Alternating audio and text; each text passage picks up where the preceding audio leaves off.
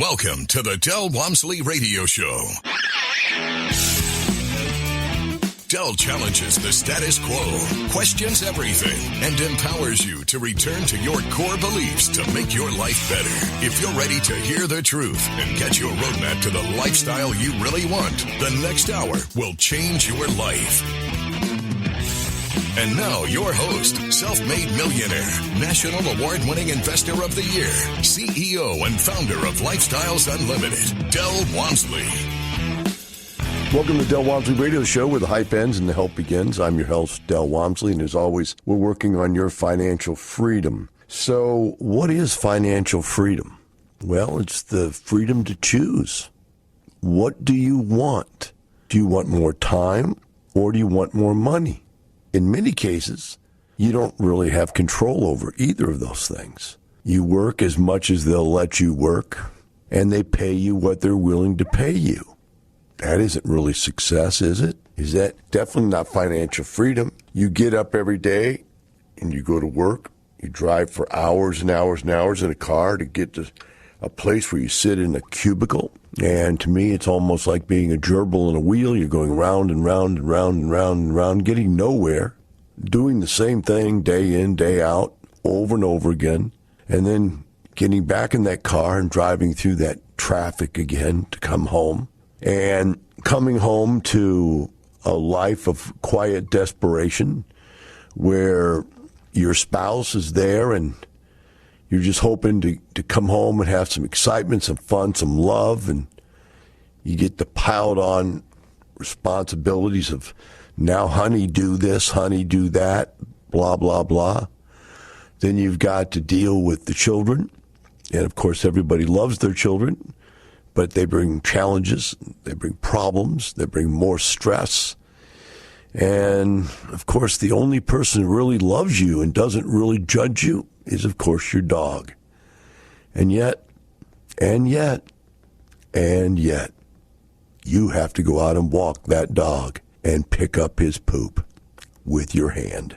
Wow. Let's go to bed, get it over with, get back up tomorrow and do it again. How long will I do this? I'll do this from age 30 to age 70, 60, 70 years of age. I'll get up every day and go to the same place and do the same thing. Of course, unless, of course, I get fired, terminated, laid off. Does that sound like financial freedom? No. That's no different than being in prison.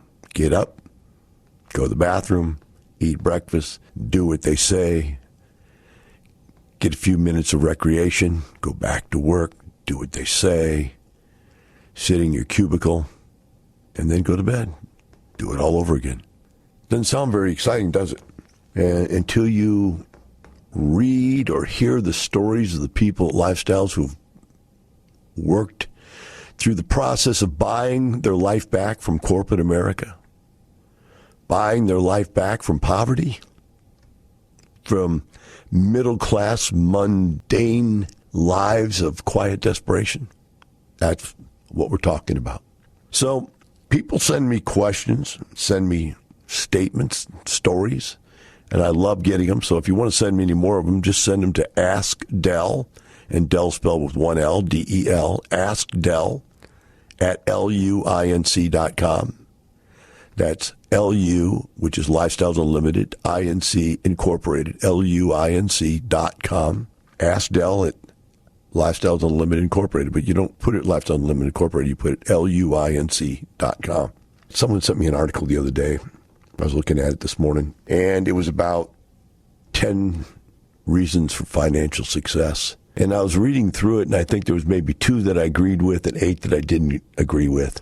And that started me thinking, is there any real information out there? Is there anything good out there that makes any sense? I started looking on the internet for stuff and just piling through it to see if there's anything I could find that really made any sense. And started me thinking about something. People always ask me, can you give me a good book to read about what you do or about real estate investing? And my answer is no, I really can't. I can give you broad generalization books that are very helpful in setting up your mindset. But I can't give you a book that says, here's what we do and how we do it, because everybody out there has their own opinion. So I went in here and I looked for stuff that I could agree with, and I found an article that I was rather interested by. It's called 7 Key Reasons Why Financial Education is Your Best Investment. Now, I know that sounds self-aggrandizing, but it really has some interesting points. And I'm going to read these points to you because I think they're worth thinking about. Number 1, most investment advice is dangerous and or half-truths. And it goes on and says, aren't you tired of all the financial investment experts with their conflicting investment advice? One expert says, diversify to reduce risk. And another expert says, don't diversify and calls it diversifying and ensures mediocre results. Okay, first question. I'm in the belief system that diversifying is in general diversifying. If you have 10 different options and you pick one of each of the 10, obviously one of those is going to be the best and one of those is going to be the worst. And wouldn't you be better off if you didn't own the worst than if you owned more of the best? I think that's pretty sound logic. If you don't, on the other hand, know which ones are, if you're not smart enough to know which ones are the best and which ones aren't, if you don't have a way of evaluating how good one investment compared to the other is, then yeah, you got to diversify.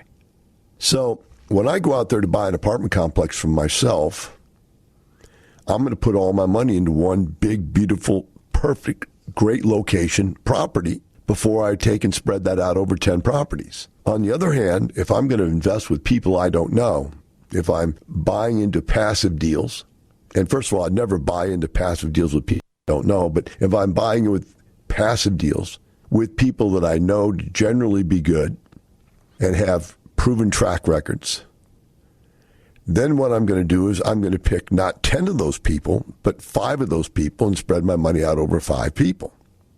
Now, why am I diversifying? Because when times get tough, I know I can count on myself to go for all of the very best resources. I can count on myself that I keep extra resources around, that I have massive rainy day funds, and I have the willingness to not be embarrassed to go ask for help in bad situations. Do I know that of every other successful person? No. A person could be successful many times in a row, then run into something they've never run into before, and not be willing to seek out help.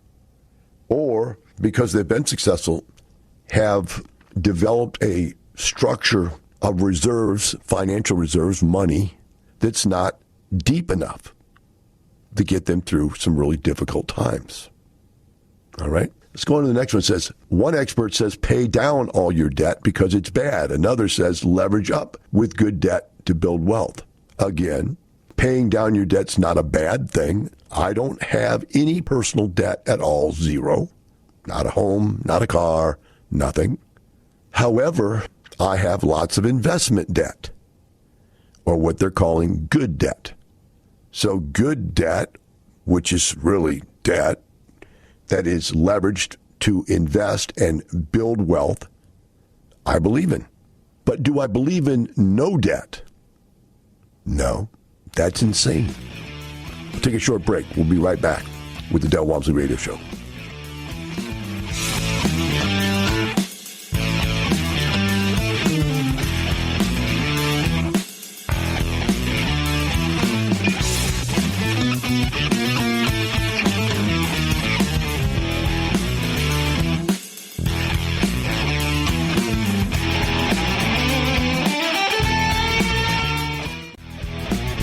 Welcome back. Now here's some more unconventional wisdom to set you free from the man on a mission to retire America, one person at a time, Del Walmsley.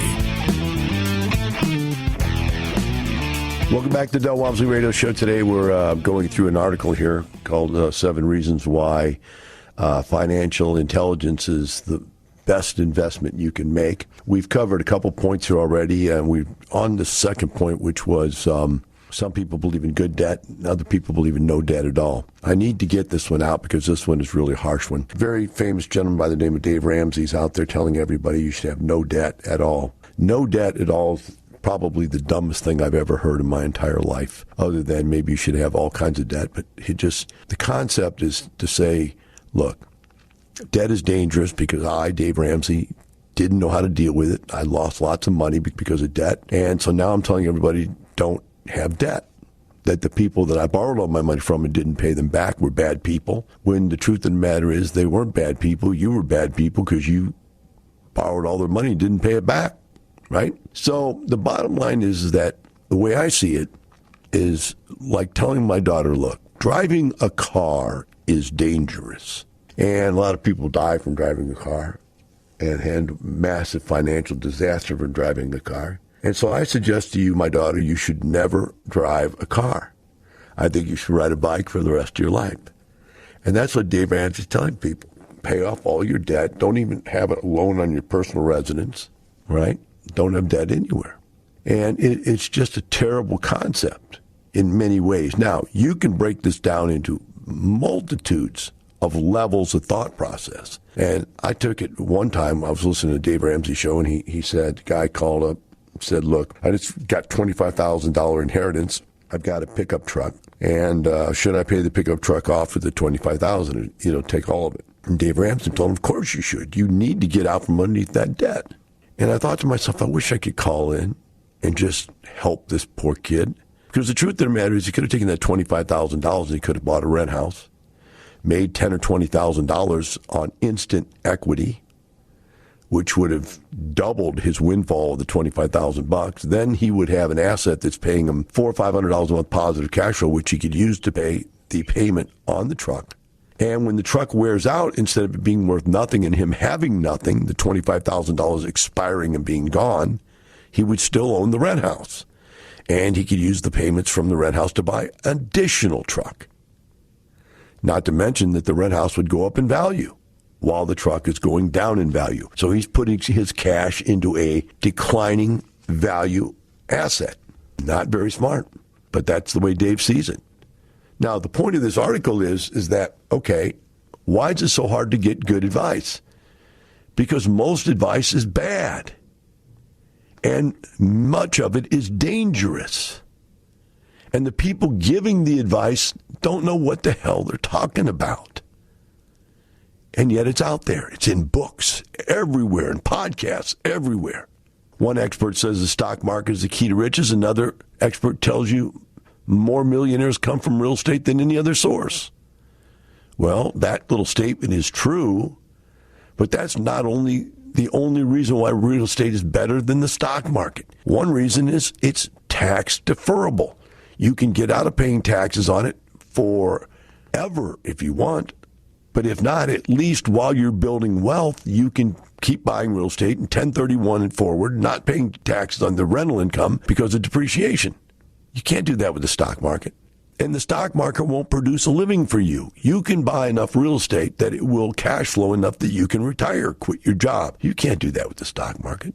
Stock market doesn't pay you any income. You have to understand the difference. When you're taking money out of the stock market, you're taking money out of your investments. That'd be like me selling off a house to live for the year and continue to sell a house off each year until I had no houses and no money.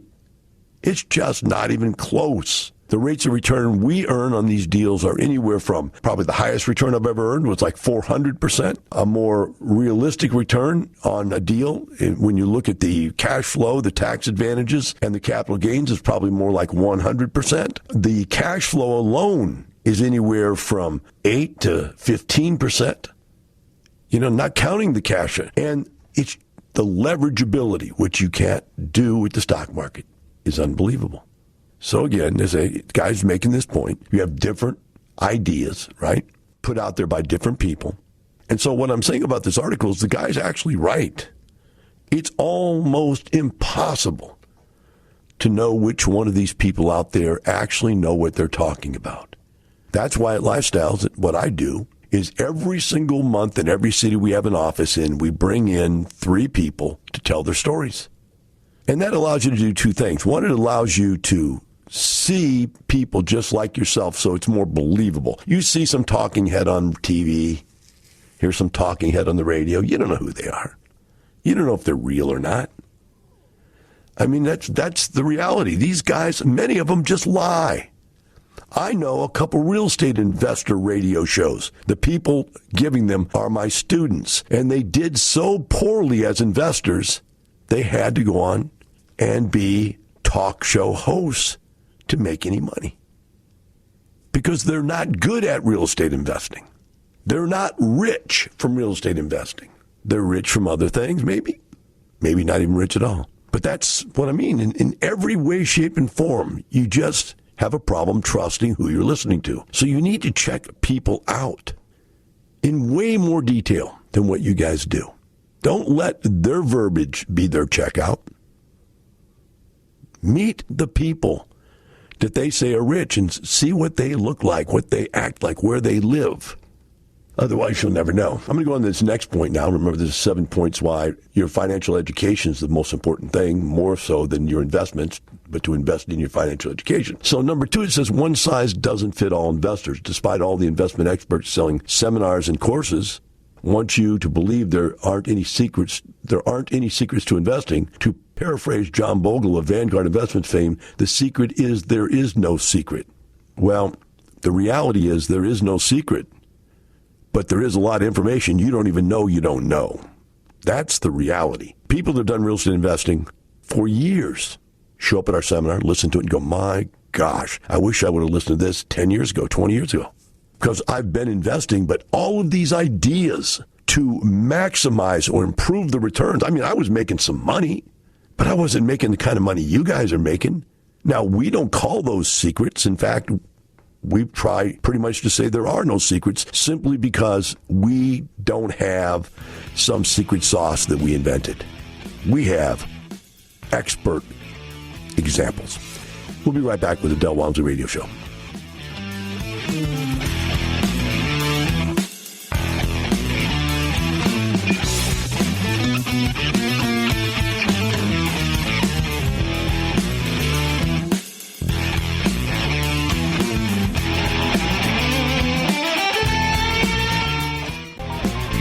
Welcome back. Now here's some more unconventional wisdom to set you free from the man on a mission to retire America, one person at a time, Del Walmsley.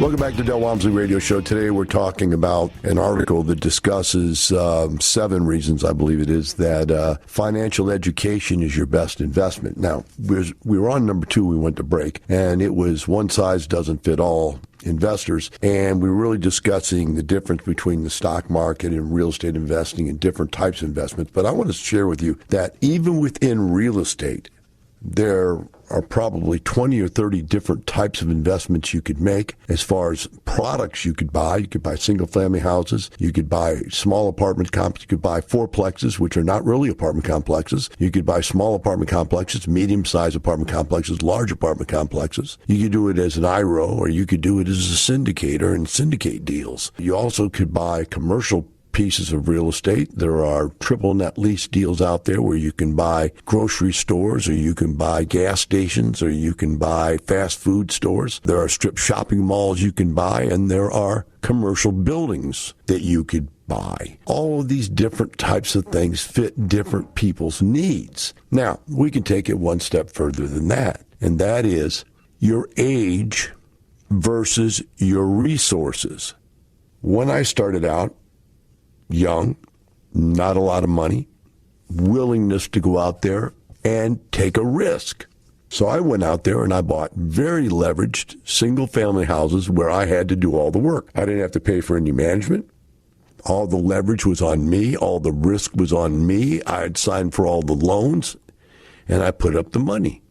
And I had no problem with that risk, and I had no problem with that work. I later then started syndicating deals, and I started with small ones because that's all I knew how to run. And I grew a little bit. Each time I did a deal, I got a little larger, so I would have the education of a little bit larger deal. And so after a while, being a syndicator, small deals didn't make much sense anymore. And so what was right for me in the beginning became, after a while, a bad investment for me for reasons. that had changed between my availability to resources and my availability to time and energy.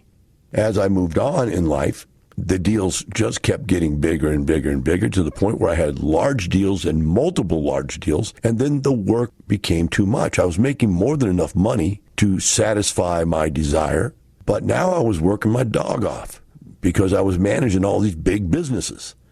And then I came to the conclusion, well, I would rather, instead of owning 4 big apartment complexes where I own 25% of each one of them, I'd rather own all of one and only manage one. And so I downsized, sold off a bunch of my stuff that I had partnerships with, and bought some big stuff that I own all by myself. Then I got even lazier than that, and then I decided that, well, I don't even want to do that much work anymore. So now I'm going to become a passive investor, and I started investing with other people. And then I noticed that investing with other people wasn't nearly as profitable as owning my own stuff. So I went back and bought giant stuff for myself so that there was only, a few businesses I had to manage to make tons of money. On and on and on. The story keeps growing. I keep changing. I keep buying different types of investments that are more and more leaning towards not being involved, not having anything to have to do with them, and less on how massively profitable they are. Because now I don't need the massive profitability, because I'm already at the point in life where I have more than enough money to live a great life for the rest of the number of years I'll ever live and my wife will ever live. So at my point, it's just a matter of I don't want to work that hard. And so it changes again. Now, if you would have talked to Del at any point along the way, you would have gotten advice that was about that moment in my life. That would have been poor help. Because I have to look as a consultant, I have to look to your situation and figure out which set of circumstances would work best for you. What is your needs and what are your resources and what is your time and energy availability? And with that, we figure out what is the best step for you. All right, let's go down to number 3 here and see what number 3 has to say. It says, how to overcome the conflicts of interest in investment advice. Let's see what they have to say. The only person 100% committed to your pocketbook is you. Everyone else is conflicted, has a conflict of interest. No less an authority than Alan Greenspan told Congress that for the increasingly complex financial system to function effectively, widespread dissemination of timely financial and other relevant information among educated market participants is essential if they are to make the type of informed judgments that promote their own well-being. Well, that's a whole bunch of hooey and pooey to me. I think the guy just needed more stuff to stick in his article. The bottom line is that you're never going to overcome conflicts of interest. You're going to look for them. And when you see them, you're then going to look deeper when you see a conflict of interest. I find them all the time. They're everywhere. Everybody is going to look out for their own personal interests, even if, by the way, they define their position as a fiduciary. What is a fiduciary? Well, that's the legal term for them being required by law and their license to make sure they put your interests in front of theirs. You think they will? Absolutely not. Financial planners are going to sell you the stuff that their office tells them to sell you. Whatever they can make the most profit on, that's what they're going to put you into. If they're in a company where they get paid by portfolio percentage, then they could be picky about what they put you in and not have to slam you with commission stuff because it's not where they get their money. They get their money as a percentage of the overall portfolio. That's the lady on TV saying, we structure our business in a manner that we do better when you do better. What does that mean? The more money you got in your plan, the more money we get paid. That's what that means. She's a liar. That commercial is a lie. That company is a lie. And I don't even know who they are, so it doesn't matter. I'm not picking on a company. I'm picking on a commercial that is proof of conflict of interest. Who is the only person that's going to know that they're picking the right stuff for you? That's you. And you better be a part of that decision. Don't ever, and I guess if there's a point to be made for this, don't ever turn your financial decisions over to someone else. Not even family. Not even family.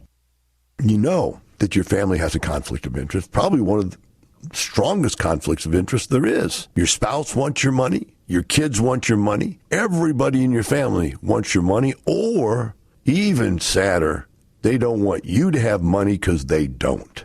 So do not allow your family to take over your financial condition. Number 4, you can delegate authority, but you can't delegate responsibility. Many people want to believe that their advisor will take care of their financial issues like retirement, college, savings, wealth planning for them. I guess that's what I just said, right?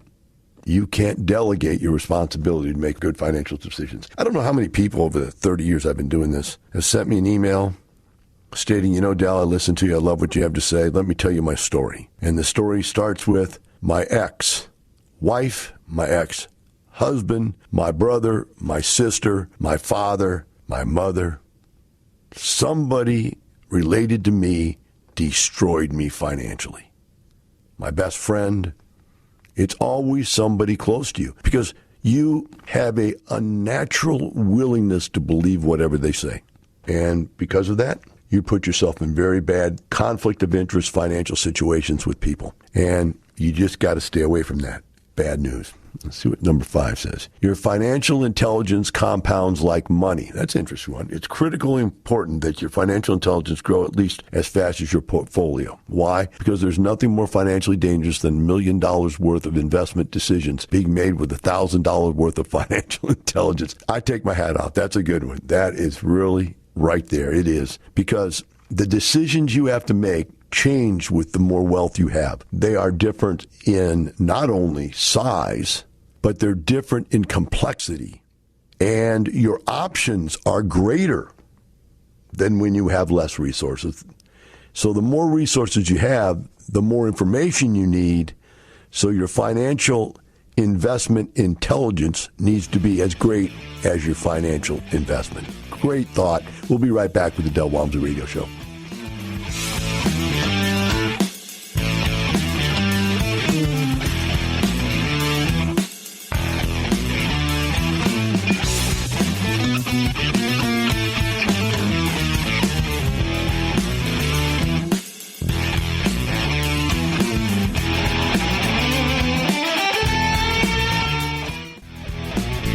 Welcome back. Now here's some more unconventional wisdom to set you free from the man on a mission to retire America, one person at a time, Del Walmsley. Welcome back to Del Walmsley Radio Show. We've been looking at an article which basically says that 7 reasons that investing in your financial intelligence is the best investment you can make. We got down to number 6 and number 7 left on this, and they're pretty much pretty obvious. Number 6 is financial intelligence is the one investment you can never lose. You've got it. You have it. You'll have it for the rest of your life. Now, I have seen people forget it and do the same thing twice. Fool me once, shame on you. Fool me twice, shame on me. Number 7, true freedom and independence requires financial intelligence. We discussed that at the very beginning of the show. You're really not financially free if you don't have the intelligence to make the decisions to put you in that position. Now, I pulled another article I did want to get to in this last segment, and I'm not going to be able to do it justice. Maybe we'll come back to it again, but I do want to tell you that this is the best article I found as far as the real things you should do to be financially successful. Number 1, establish goals and commit to a financial planning. Absolutely must do that without going into detail. I had a plan.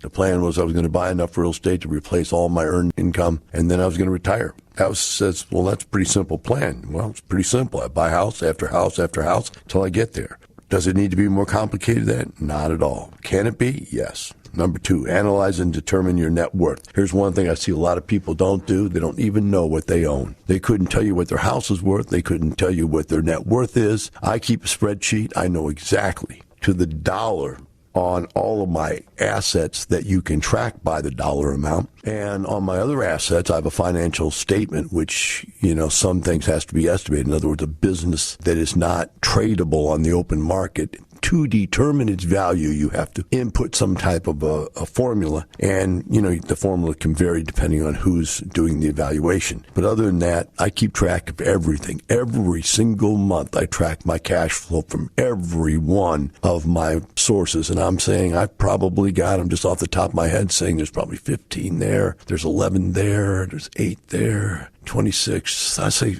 there's over 30 different resources I have for earning money, different businesses, and I track every penny every single month. Number 3, become financially successful using a budget. Budgeting should be simple. Do it backwards. It works. What do I mean by that? Get your paycheck, save the amount you're going to save, pay your bills, and live off the rest.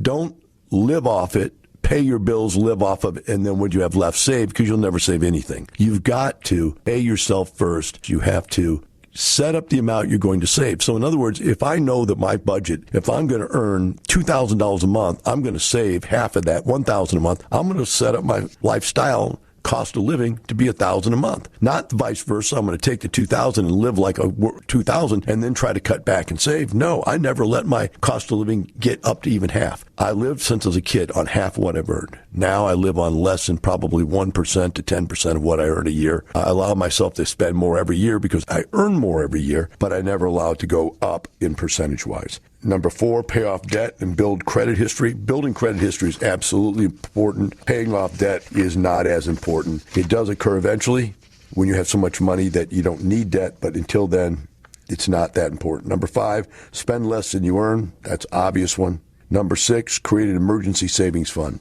This is very important. You need an emergency fund. Now, here's the interesting point. That emergency fund needs to grow. The more you own, the more resources you need. So as I'm sitting here now, having lived through a COVID environment for a year, having lived through a giant ice storm here in Houston, having lived through these disasters, knowing that I have to be able to support my personal residence damage that occurred, my apartment complexes damages that were done on different complexes, different units and so forth, had to be reserved for. There needs to be, the more you own, the more reserves you have. So keep that in mind. Your reserve needs to grow as you grow. Number 7, get insured against catastrophic losses. This is absolutely true. You need insurance against everything that's a catastrophic loss. If it could take you down, you need insurance for it. Now, what do I never buy insurance for? I never insure electronics. I never insure warranties. I never insure any of that stupid stuff. They're just trying to sell you some insurance on something crappy because I can afford those losses, and to pay the insurance is a waste of money because most stuff actually becomes worthless before it gets broken or worn out. That's just the way the world is. Things are changing so fast, they become obsolete before they actually break. But for big things, you better have health insurance. You better have automobile insurance. You better have homeowners insurance. You better have liability insurance. You better have those things. Because when they come calling, you need to have them. Number 8, IRAs, retirement accounts. It says here you should have them. I'm saying you should not have them. They're worthless. They don't work. They're useless. And they take money that could have been used to get rich. Number 9, diversify your investments. Again, it depends on what you're doing. If you're buying stuff for you're controlling and you're in control of, buy the best asset you can, not a diversified bundle of bad investments. Number 10, take a long-term view.